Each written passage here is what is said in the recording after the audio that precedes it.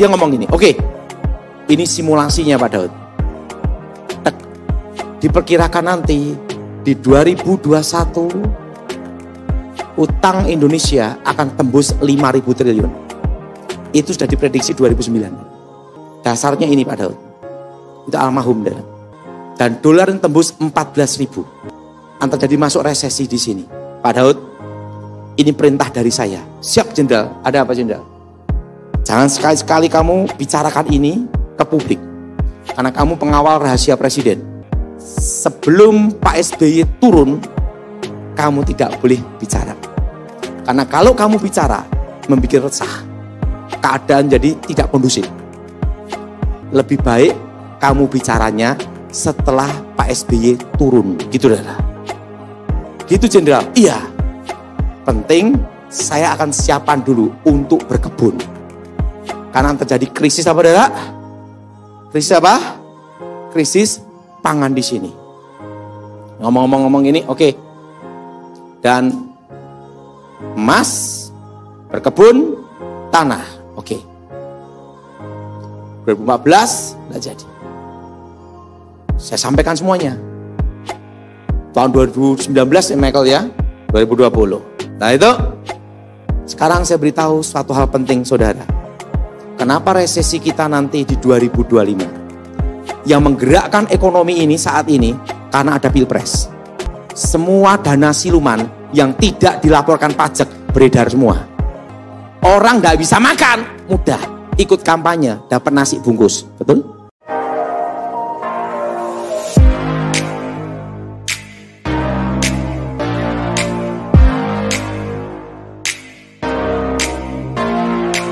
Shalom sahabat John Pregador. Senang sekali bisa bertemu kembali dengan sahabat di channel ini. Terima kasih sahabat sudah mendukung channel ini sampai hari ini. Saya berdoa kepada Tuhan, kiranya Tuhanlah yang membalas dan memberkati kita semua. Pada kesempatan kali ini kita akan dilayani oleh seseorang yang tentu pasti akan memberkati kita. Oleh sebab itu, mari kita dengarkan baik-baik pesan yang akan dibagikan. Bila perlu kita catat dan kita bagikan kepada orang-orang yang kita kasihi, sehingga mereka juga mendapat berkat seperti kita. Baiklah, langsung saja kita dengarkan pesan penting yang akan memberkati kita semua oleh seorang yang dipakai Tuhan luar biasa. Namun sebelumnya, mari kita berdoa. Tuhan, terima kasih buat kesempatan kali ini kami akan mendengarkan sesuatu pesan yang sangat penting yang tentu pasti akan memberkati kami. Berkatilah hamba-Mu ini, anak-Mu ini, sehingga boleh menyampaikan isi hati-Mu dengan baik, dan berkati pendengar setia John Pregador. Terima kasih Tuhan, kami siap mendengarkan pesan penting ini. Demi nama Yesus. Amin. Shalom. Hari ini kita bahas tentang kuasa. Apa saudara? Ngomong sama sebelahnya, kuasa. Nah, mari kita buka saat ini dalam Kisah Para Rasul pasal 1 ayat 6 sampai dengan ke-8. Kisah Para Rasul pasal 1 ayat 6 sampai dengan ke-8. Saudara yang ganjil saya genap. Maka bertanyalah mereka yang berkumpul di situ, Tuhan, maukah engkau pada masa ini memulihkan bagi Israel? Ayat 7 sudah baca. Jawabnya apa saudara? Engkau tidak perlu mengetahui masa dan waktu yang ditetapkan Bapa sendiri menurut kuasanya. Tetapi kamu akan menerima kuasa. Roh Kudus turun ke atas kamu. Dan kamu akan menjadi saksiku di Yerusalem, seluruh Yudea dan Samaria, dan sampai ke ujung bumi. Sesudah ia mengatakan demikian, terangkala ia disaksikan oleh mereka. Dan awan menutupnya dari pandangan mereka. Alkitab berkata saksi. Apa saudara? Arti saksi itu adalah melihat, merasakan, meraba, mendengar. Makanya kalau di pengadilan panggil saksi, artinya dia melihat, mendengar, merasakan, atau meraba. Makanya saksi itu harus apa? Benar-benar tahu. Nah, Alkitab berkata kamu menjadi saksiku. Kenapa dia saksi? Karena mereka tahu siapa Yesus. Amin. Amin. Nah, saudara, Kerajaan Tuhan di muka bumi ini didirikan berdasarkan 12 rasul. Dan 12 rasul pun adalah 12 orang gagal. 12 orang apa, saudara? 12 orang apa? Gagal. Pertama, Yudas menjual, berkhianat. Menjual Yesus. Kedua, Petrus menyangkal. Penakut, pengecut. Betul? Dan 10 rasulnya, waktu Yesus ditangkap, lari, bubar semua. Artinya 12 tidak ada yang benar. Betul? Betul? Betul? Tidak ada yang benar. 12 orang gagal semua ini. Dan 12 orang ini sudah tidak benar, 12 orang miskin. Tidak ada nilai plusnya, saudara. 12 orang miskin. Mereka hidup di sekitar Danau Galilea. Dan mereka adalah nelayan dan pemungut cukai. Dan mereka benar-benar miskin. Sehingga mereka ibaratnya mau jadi tim sukses. Kenapa? Karena mereka berharap kalau Yesus jadi raja, mereka merubah nasib menjadi pejabat semua. Makanya apa? Mereka ikut Yesus. Menjadi apa? Tim sukses. Nah, dan 12 orang miskin ini pun bukan orang terpelajar. Udah miskin, gagal, dan yang ketiga, tidak terpelajar. Mereka bukan ahli Taurat, profesor, doktor, kaburator, botak, bocor. Mereka hanyalah 12 orang miskin, 12 orang gagal, dan bukan siapa-siapa. Artinya tidak ada nilai plusnya. Tidak ada kelebihan yang terlalu wah. Mereka hanya biasa-biasa. Dan mereka ikut Yesus. Karena satu tujuan. Merubah nasib. Apa, saudara? Nah. Dan apa yang terjadi? Mereka punya harapan. Makanya harapan ini penting. Harapan ada dasar dari iman. Makanya apa yang terjadi dalam hidupmu, yang tidak boleh hilang adalah satu, harapan. Karena harapan adalah dasar dari iman. Mereka punya harapan, Yesus jadi raja. Tapi ingat, waktu Yesus ditangkap, dijatuhi hukuman mati, disalib, harapan mereka hilang. Kenapa? Karena mereka sudah merasa hilang semua. Artinya apa? Nasib tidak berubah. Miskin tetap miskin. Betul? Betul? Gagal tetap gagal. Maka ada yang mereka berpikir untuk kembali ke pekerjaan masing-masing. Dan mereka ketakutan sama orang-orang Yahudi. Mereka hilang harapan. Sehingga pada lari semua. Dan pada waktu Yesus bangkit hari yang ketiga, mereka kembali ada semangat. Mereka kembali ada harapan. Kembali ada apa, saudara? Kembali ada apa, saudara? Harapan. Yudas bunuh diri diganti Matias.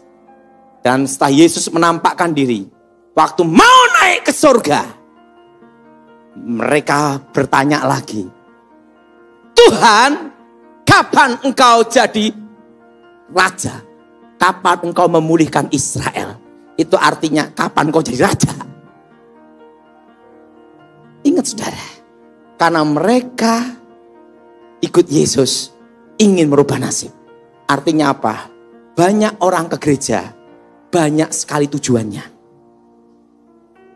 Banyak orang ikut Yesus, banyak sekali tujuannya.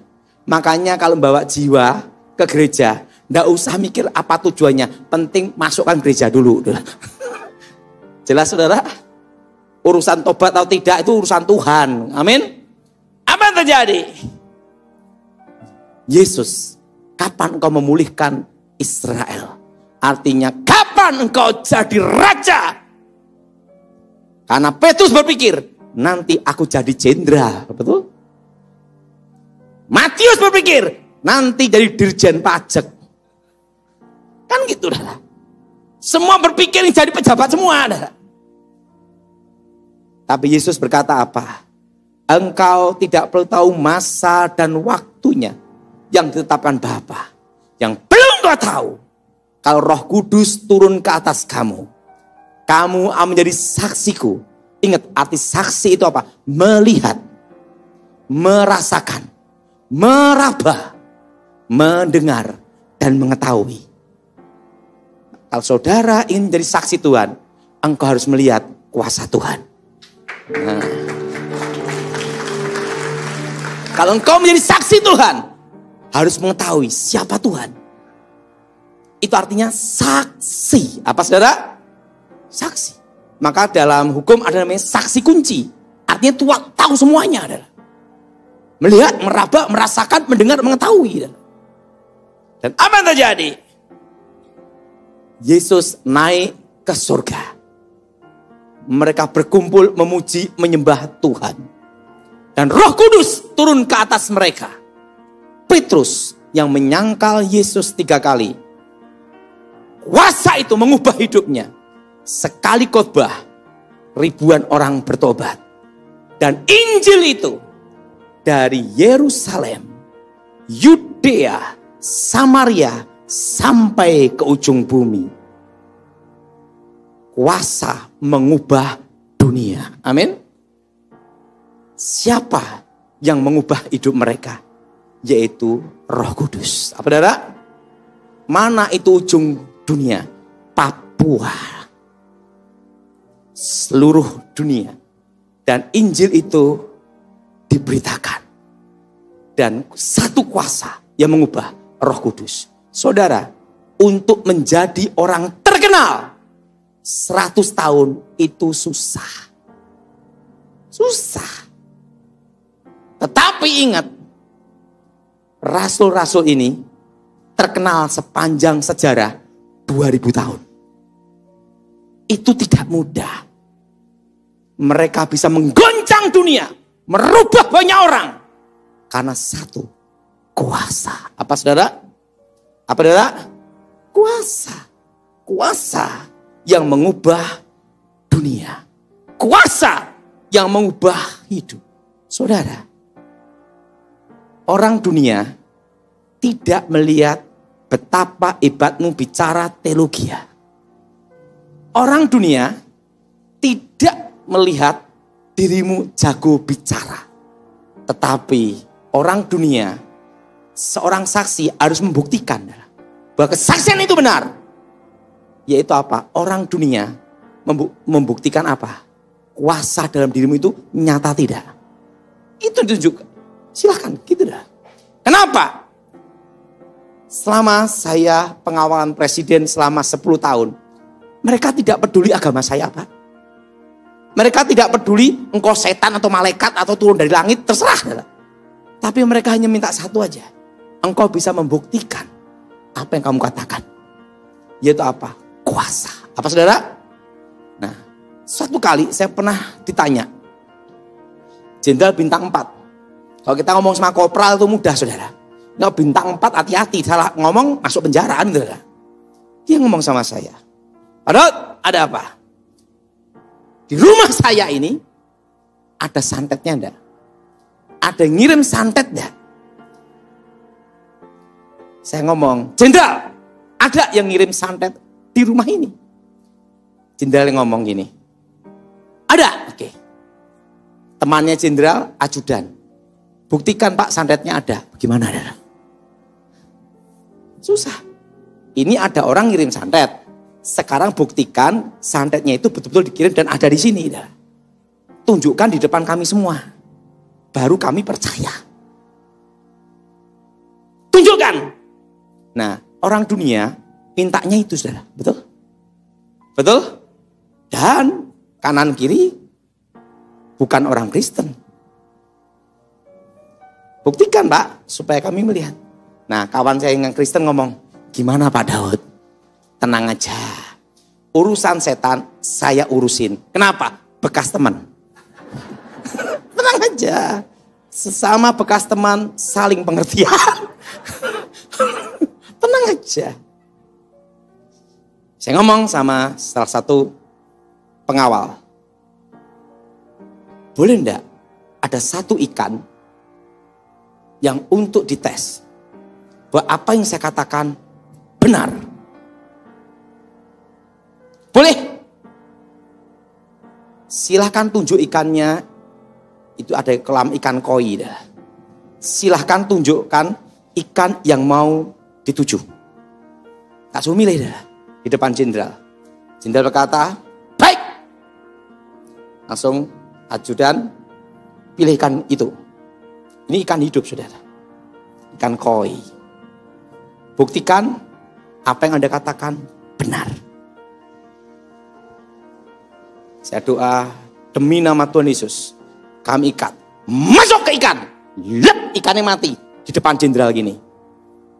Dari ikan hidup langsung mati gini. Jenderal ngomong gini, hah? Ini kalau kena saya gimana? Ya selesai. Langsung ngomong, oh, Pak Daud, percaya saya. Makanya Anda disebut pembunuh tercepat.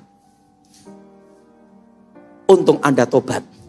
Kalau kumat lagi gawat juga. Langsung selesai. Ya. Saya ditanya, kenapa Pak Daud tidak mau jadi pendeta? Saya tidak pantas, jenderal, untuk jadi pendeta. Biar orang lain aja yang pantas jadi pendeta. Terutama Michael jadi pendeta. Loh kenapa? Nah, kenapa Anda tidak menjadi pendeta? Apakah pantas seorang pembunuh untuk jadi pendeta? Tapi itu kan tugas. Apapun terjadi dalam hidup saya, jenderal, sampai saya mati, saya tidak mau ada pendeta, gelar pendeta di samping saya. Kenapa? Saya cukup aja mati sebagai jemaat. Udah. Kenapa? Karena waktu saya tugas, berapa kali saya eksekusi. Tanpa jejak. Jarak jauh semua. Dan selesai.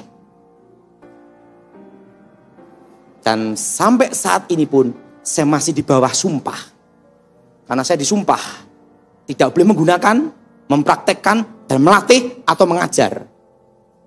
Baik anak sendiri atau mengambil murid atau siapapun.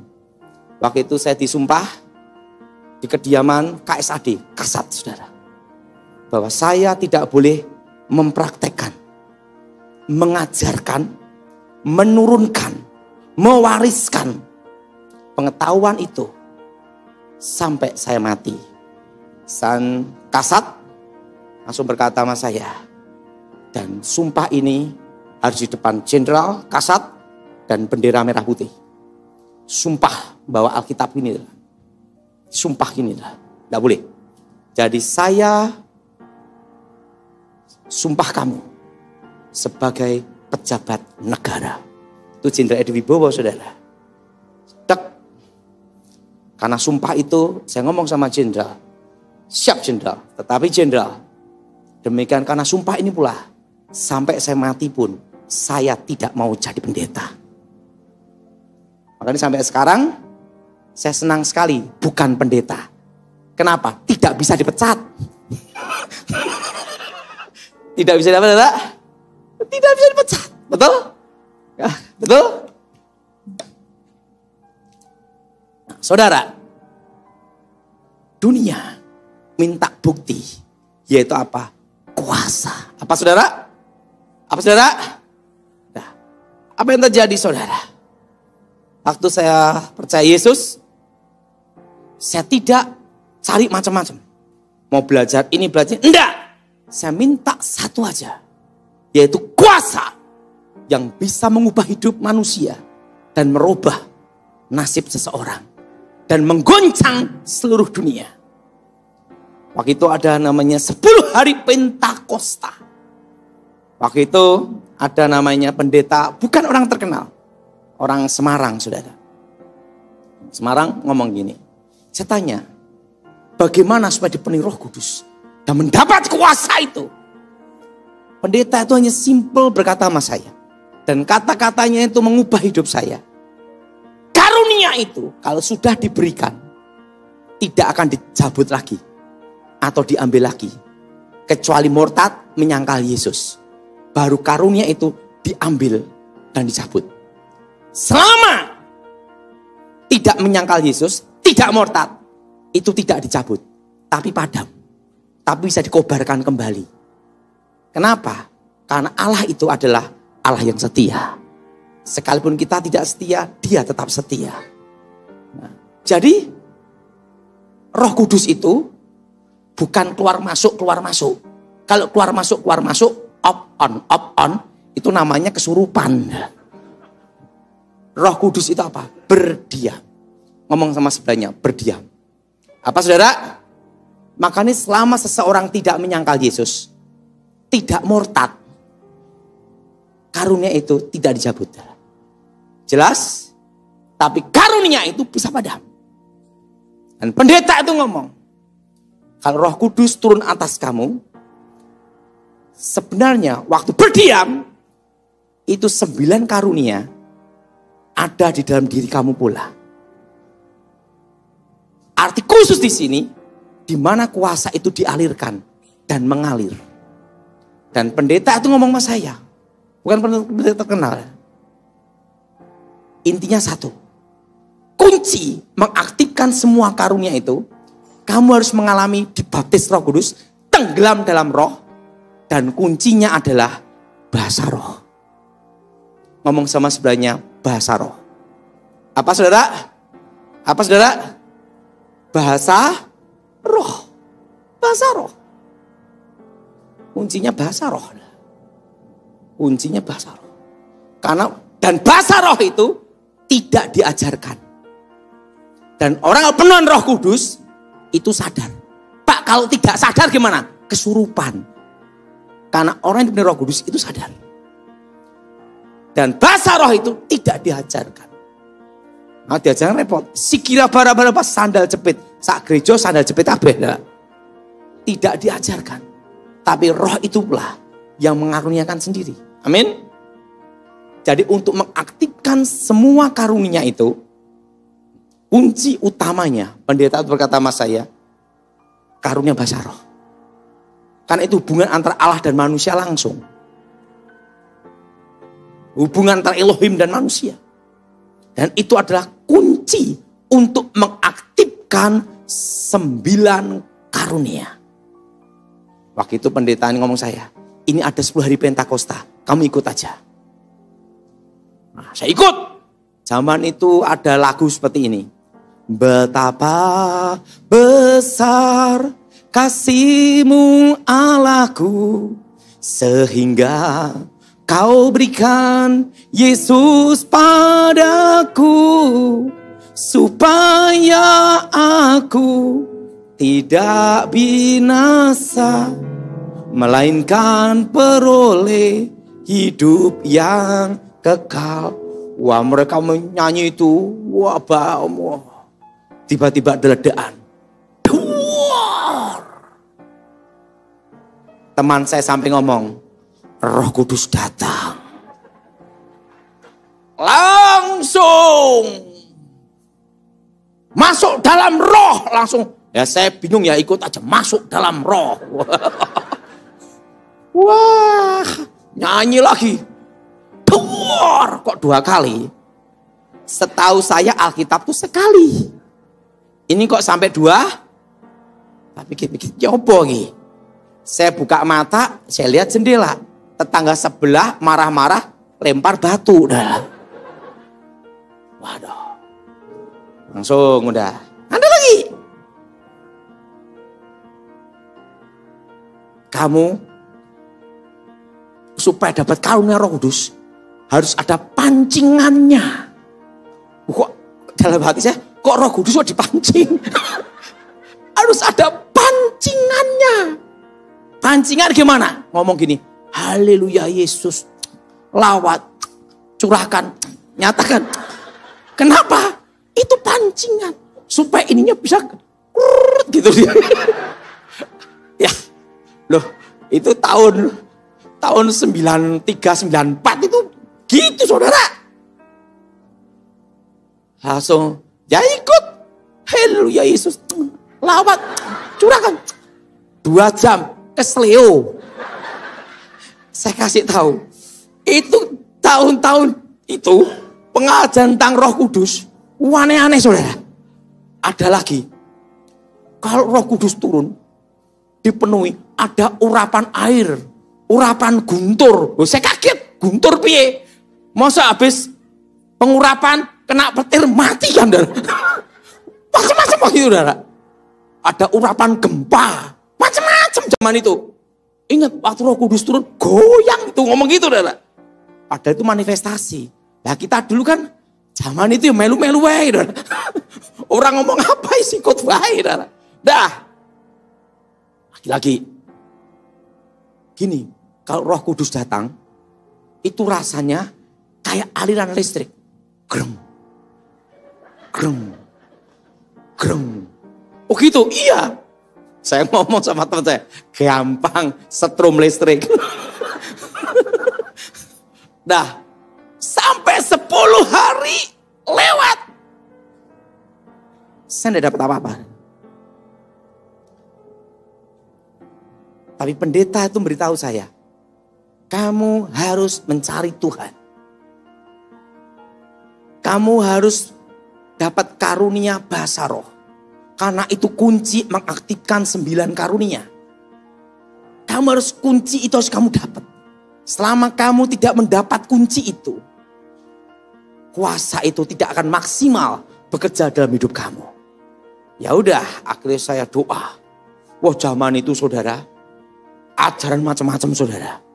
Macam-macam. Ada kawin roh lah, ini loh, macam-macam pokoknya, Saudara. Terusan apalagi ini, bingung waktu itu, Saudara. Pengajian banyak banget. Makanya waktu itu ada juga doktrin sekali selamat tetap selamat, Calvinis.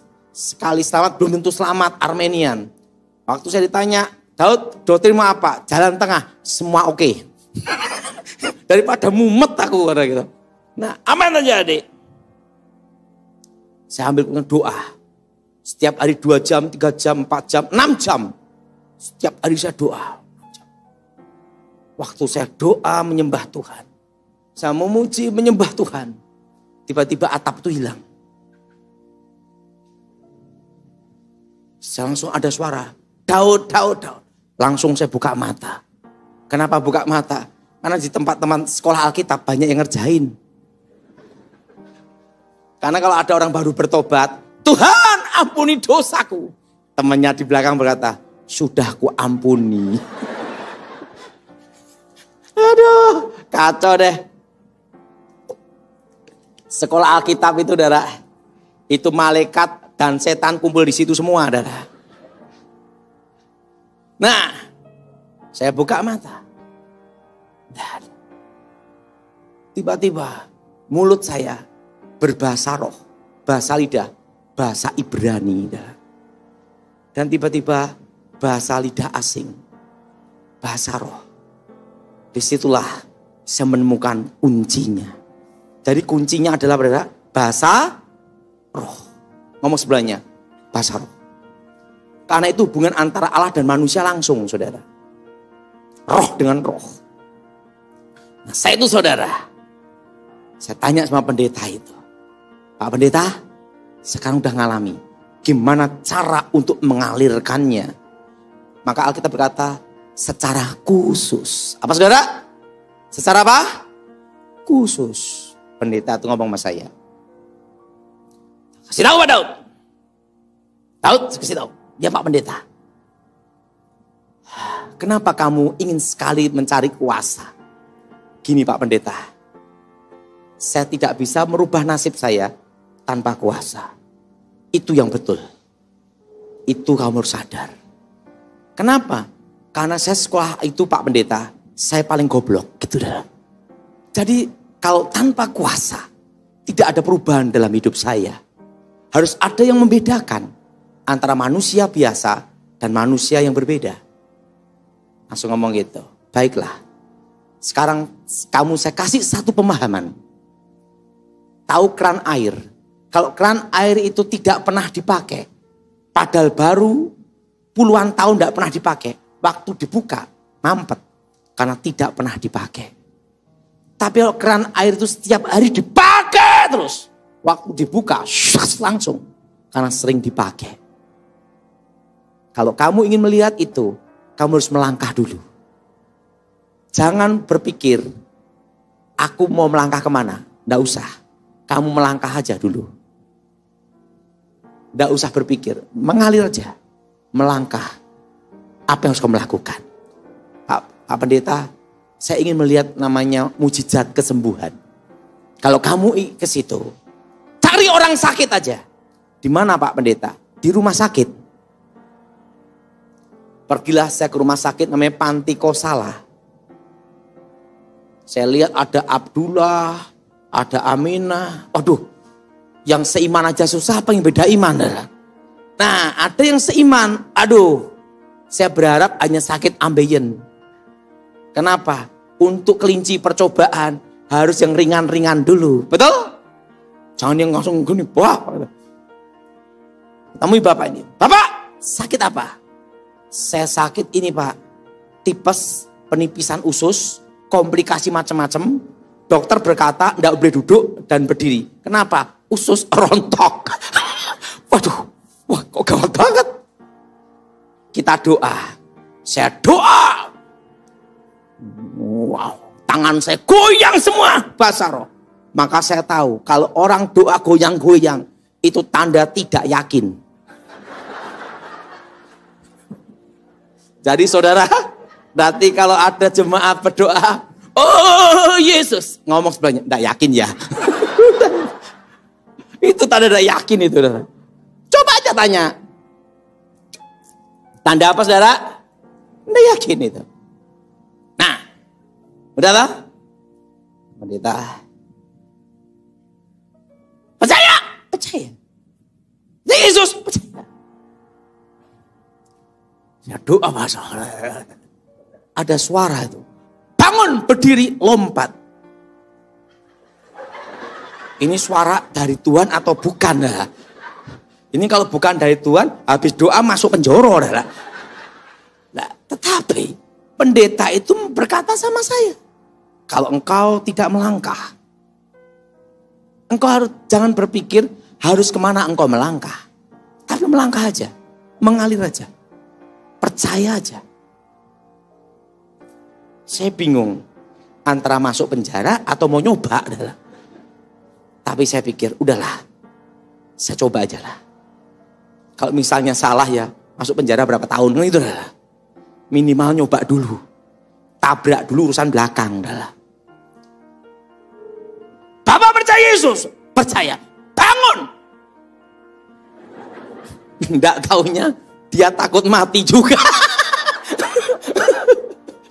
Percaya Yesus. Begini. Tak pegang, tak lempar.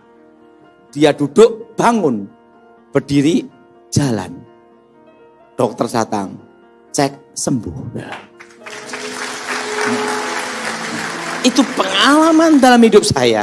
Tentang Roh Kudus. Ada anak muda mati. Dibawa ke kamar mayat. Tak lihat anak muda yang mati itu. Iman belum nyampe. Belum nyampe. Belum nyampe. Yang hidup susah apalagi yang mati. Aduh, tidak nyampe. Saya itu tak lihat. Saya mau masuk pelayanan apa ini? Tak perhatiin. Jadi pengkhotbah. Saingannya banyak. Jadi pendeta. Saingannya lebih banyak. Ada perpuluhan, ada kolektor. Penginjil. Banyak juga. Pengajar sekolah minggu. Lebih banyak.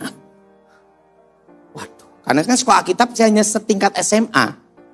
Kayak som itu aja saudara. Apa yang harus saya ambil?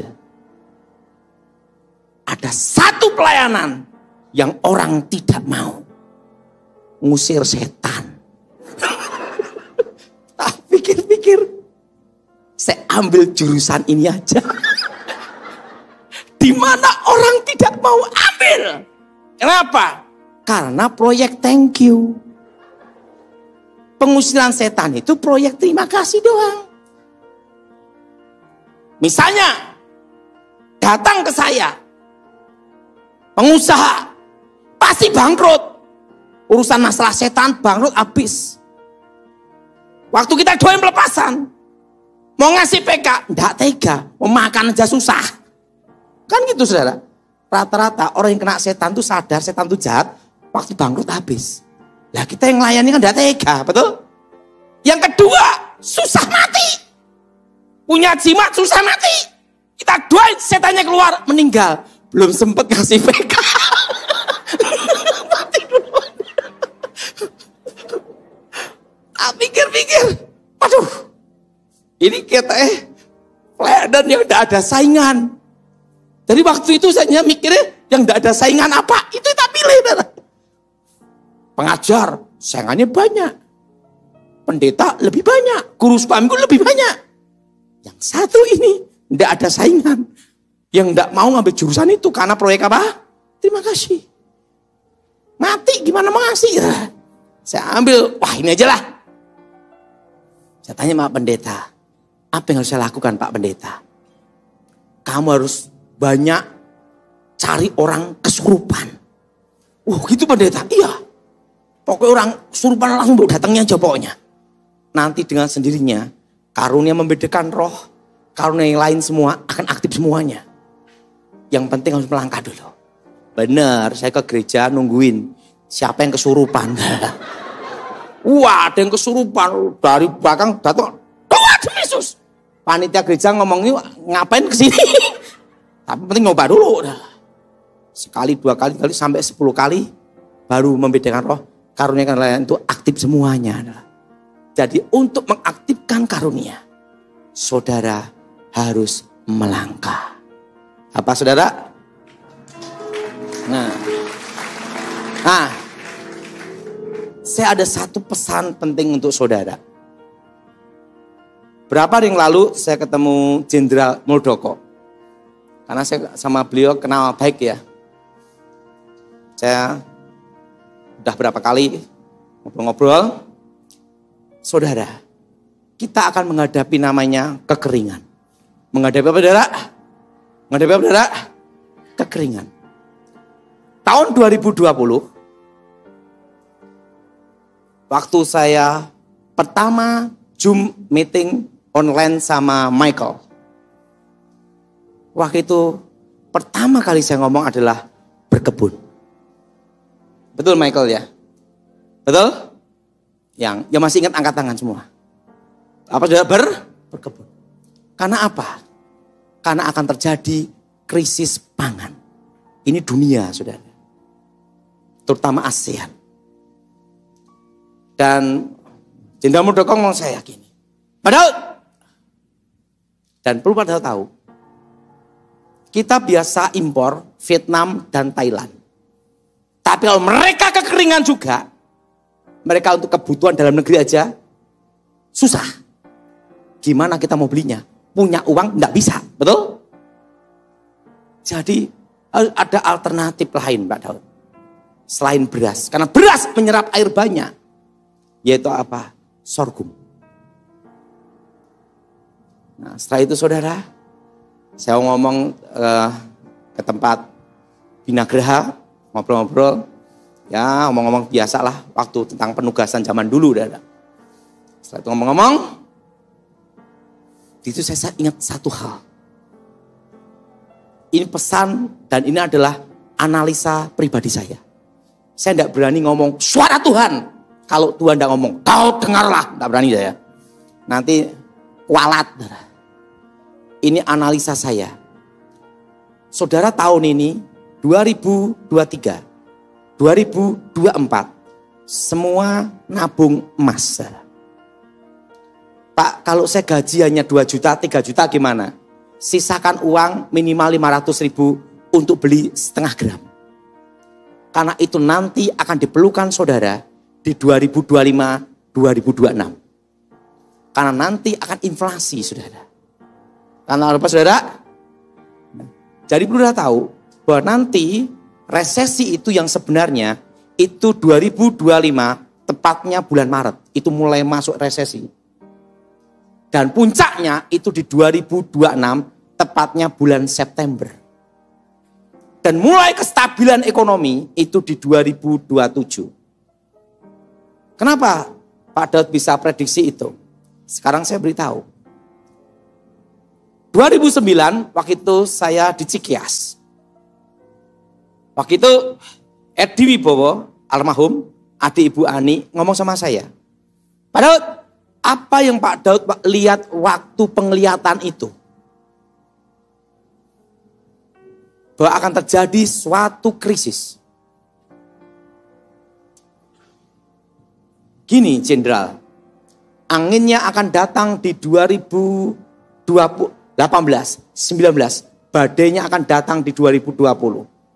Dan ekonomi akan berhenti sampai 2023, setitik terang datang. Ekonomi berhenti dan tidak bergerak. Hanya ada dua yang bisa menghentikan semua kegerakan ekonomi. Pertama, perang atau terjadi pemberontakan. Kedua, wabah. Kalau gitu Pak Daud, panggil Pantimpres, Dewan Pertimbangan Presiden. Itu di Cikias. Panggil. Situ juga ada ahli ekonomi. Semua udah prop semua nih lah. Ahli ekonomi gini-gini. Coba Pak Daud ceritakan semua yang kamu lihat supaya kita bisa mengambil langkah yang tepat. Ekonomi berhenti. Dan pesannya pertama, berkebun. Berarti akan terjadi krisis pangan. Bila krisis pangan berarti ada inflasi di sini. Oke, yang kedua apalagi? Emas. Iya, emas tidak bisa diproduksi. Ketiga, berkebun. Jadi emas, krisis pangan, berkebun. Yang ketiga, Pak Daud apalagi? Beli tanah. Sekarang Pak Daud ingat-ingat semuanya. Supaya Pantimpres nanti data dari surat utang negara, obligasi semua akan dicek semua. Soal ngomong macam-macam, tak dia ngomong gini. Oke, ini simulasinya Pak Daud. Tak, diperkirakan nanti di 2021 utang Indonesia akan tembus 5.000 triliun. Itu sudah diprediksi 2009. Dasarnya ini Pak Daud. Itu almarhum. Dan dolar yang tembus 14.000. Akan terjadi masuk resesi di sini. Pak Daud, ini perintah dari saya. Siap Jenderal, ada apa Jenderal? Jangan sekali-sekali kamu bicarakan ini ke publik. Karena kamu pengawal rahasia Presiden. Sebelum Pak SBY turun, kamu tidak boleh bicara. Karena kalau kamu bicara, membuat resah. Keadaan jadi tidak kondusif. Lebih baik kamu bicaranya setelah Pak SBY turun. Gitu dah. Gitu Jenderal. Iya. Penting saya akan siapkan dulu untuk berkebun. Karena terjadi krisis apa dah? Krisis apa? Krisis pangan di sini. Ngomong-ngomong ini, oke. Dan emas, berkebun, tanah. Oke. 2014 tidak jadi. Saya sampaikan semuanya. Tahun 2019 ya Michael ya. 2020. Nah itu. Sekarang saya beritahu suatu hal penting saudara. Kenapa resesi kita nanti di 2025? Yang menggerakkan ekonomi ini saat ini karena ada pilpres. Semua dana siluman yang tidak dilaporkan pajak beredar semua. Orang gak bisa makan, mudah. Ikut kampanye, dapat nasi bungkus. Betul? Betul? Betul? Yang suaranya hancur, teriak, partai, dapat 50.000 gomban. Betul? Betul? Baju-baju rame, mobil motor rame, hotel rame, semua rame. Makannya mall rame. Betul? Ingat, itu di 2023 sampai 2024, Yusuf 7 tahun masa kelimpahan dia nabung. Dan 7 tahun masa kesukaran, kekeringan, dikeluarkan tabungannya. Saudara, tahun 2023, 2024, saudara harus menabung. untuk persiapan di 2025. Karena ingat, pertama, corona, berapa triliun uang keluar. Betul? Betul? Infrastruktur, berapa triliun keluar. IKN, berapa triliun keluar. BBM, subsidi, berapa triliun keluar. Dan Indonesia 60% impor. Dan udah tahu, beras pun kita masih impor, betul? Garam pun impor, betul? Ingat saudara, pemerintah saat ini dengan berbagai semua cara apapun untuk menstabilkan ekonomi sampai di 2024. Supaya Pilpres selesai dengan baik. Amin.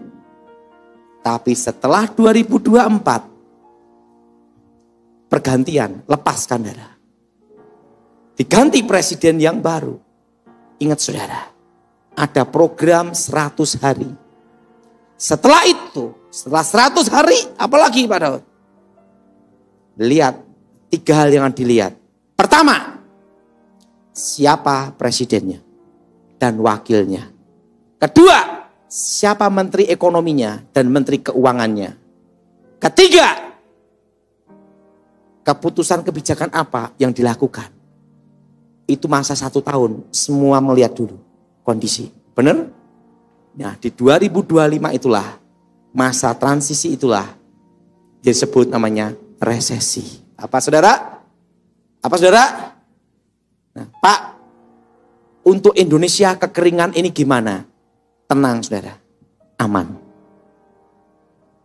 Tapi semua harus berkebun. Amin. Semua apa saudara? Nah, dan ingat, pertama, pegang emas. Kedua, tetap dolar.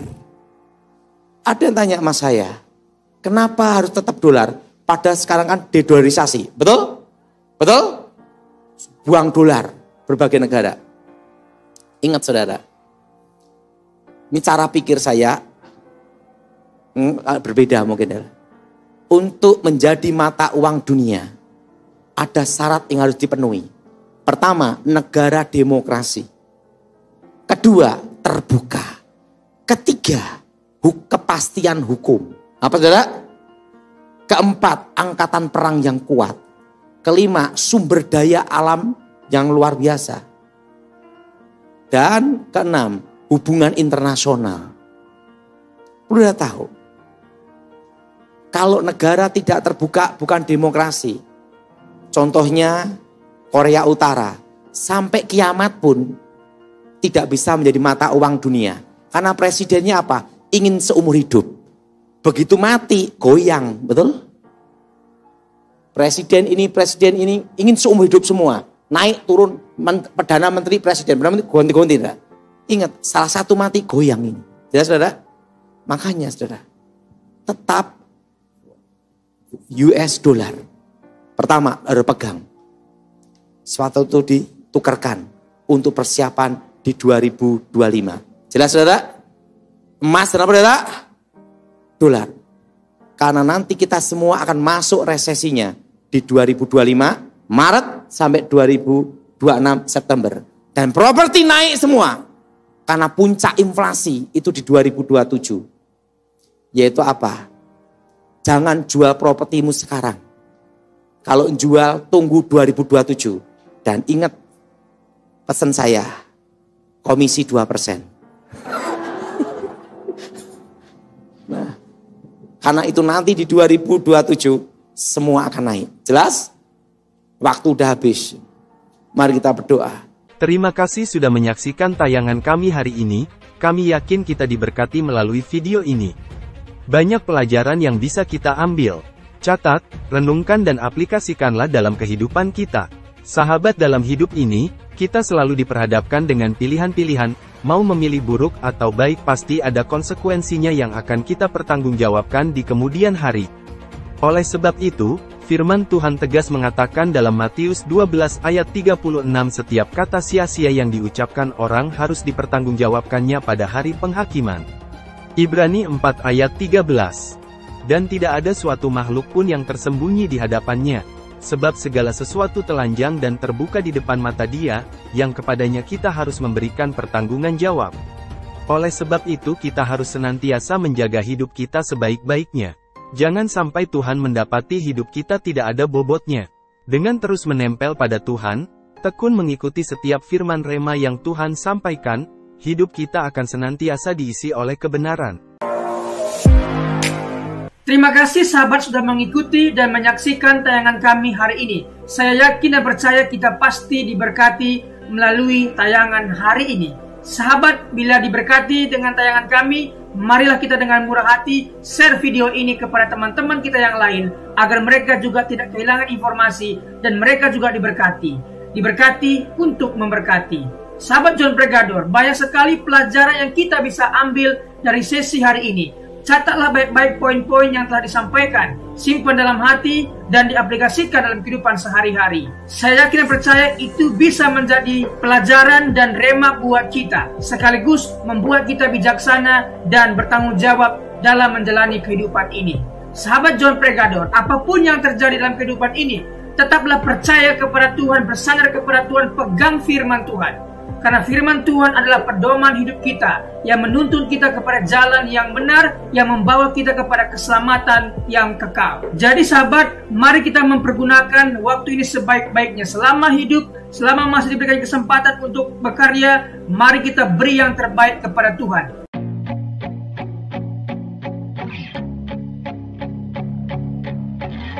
Hari ini kita akan belajar satu kebenaran, yaitu saling memperhatikan. Kenapa saling memperhatikan sangat penting? Mari kita sama-sama belajar. Saling memperhatikan. Filipi 2 ayat 19-30. Saya percaya sahabat sudah membacanya. Mengapa saling memperhatikan? Kehidupan yang saling memperhatikan melekat kuat dalam identitas kita sebagai orang Kristen. Frasa dalam Tuhan diulang beberapa kali di ayat 19, 24 dan 29. Frasa dalam Tuhan dalam tulisan-tulisan Paulus menunjukkan identitas Kristiani. Artinya, ketika seseorang ada dalam Kristus, harusnya ia memperhatikan orang lain, tidak hidup cuek. Mari kita memperhatikan bagian ini.